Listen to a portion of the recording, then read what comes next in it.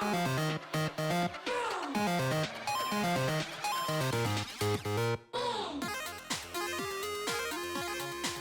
Game over.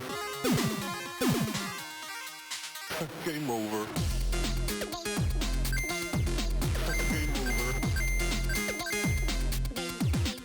Game over.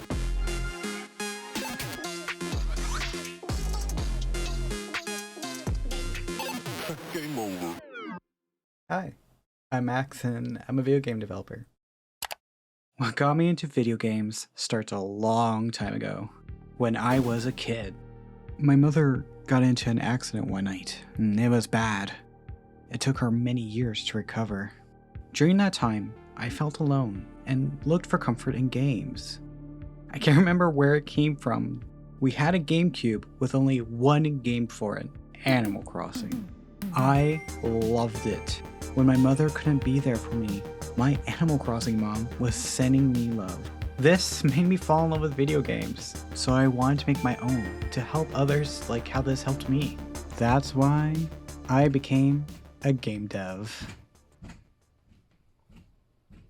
And since then, I've been working freelance as a 2D game artist, making me a game dev. And I'm not alone in all this. My friend, Andrew, has also joined me. Howdy, folks. Unfortunately, my story is not as dramatic or interesting. My parents just liked games. The ones of my childhood were the Sega Genesis and the Nintendo Entertainment System.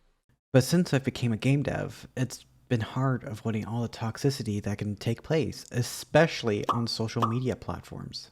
We've seen a lot of game devs who quit the industry or get run out of it from all of this toxicity, from negative interactions with players and others.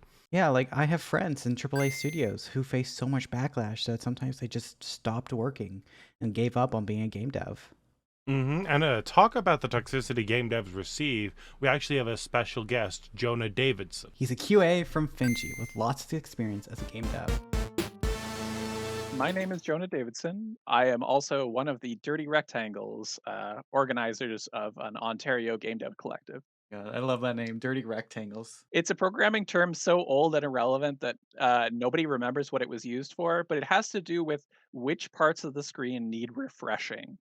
Sounds like a pretty good technical term to use. I remember when there was floppy disks. What got you into being a game dev? So I always loved games since I was very little, but I never actually joined the industry proper until a couple of years ago when I joined Finji to help out with QA. How has it been interacting with player bases? In general, as a game dev, I've been fortunate enough to just sort of get the usual, what I call background radiation. Background radiation, I like to say, it's the thing that causes all community managers and a lot of other game devs to retire early from this industry, which is that you just have to deal with the slow onslaught of people who are either hostile because they're invested but don't fully understand what's going on or why they're not getting the thing they want.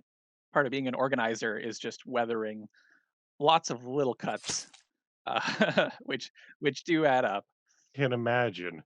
Having worked in a few communities myself, it gets crazy. You've also brought up how you've seen people leave too, just because of all of it. My friends, my colleagues have dealt with everything from just annoyances to serious harassment, brigading, threats, abuse of every kind.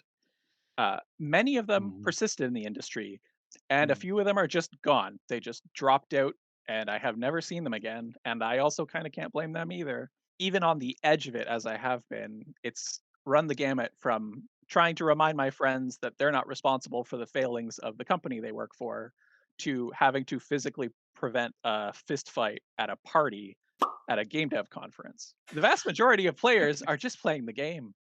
Even though folks may have legitimate concerns and criticisms, the way they're presenting them may not be great. So I try to take all of that with a grain of salt. Couple times I work on something and I'm really proud of it, and I show it to my friends, they're dead silent. So I'm like, oh, they hate it. Then like I hear later on, they're like, oh, I really like this. I'm like, why did you stay quiet? Why did you say nothing? Yeah, and that's part of what I've always tried to encourage among my friends, among the community with Dirty Rectangles, among anybody in game dev, is give feedback, both positive and negative feedback. Be as constructive as possible, as I said, being constructive, because Anyone can learn from that, but you can't learn from silence, and you can't learn from hate and harassment. So, how do you find your community then? How do you find somewhere that's safe for someone like yourself? The advice that I was given, which I have passed on to as many people as I can, from an old Global Game Jam keynote that I love, keep showing up. Find community, and if the community that's surrounding you doesn't work for you, create community. And the best way to build a community is to do good work and stick around. We have our code of conduct, and we bring it up at the beginning of every meetup. And every time you come to one, there or online, you are agreeing to the rules of that code of conduct.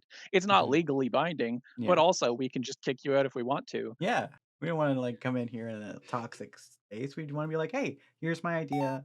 It's like a fun idea. Exactly. And if there are terrible people in this industry and they're going to stick around even after they're publicly revealed to be terrible and they're going to keep on doing harm, then whatever toxicity I weather as an organizer, as a moderator, as a creator is less important than me sticking around to help support and build good folks up. Hey, that's an amazing stance to take, honestly. If more people were like that, we'd see things were a lot better for everyone. That's honestly a great note to end on, honestly. Cheers. Well, Max, how are we feeling now that we've talked to Jonah? I feel so much better. Knowing that there's communities out there for game devs like us, a place where we can get support and share our ideas. This made me want to continue in the industry, and knowing that together, we can help combat some of this toxicity by educating what goes into games, explaining things like bugs, rewrites, and delays, but in a fun way so that we can help build a healthy bridge of communication between everyone. Thanks for watching.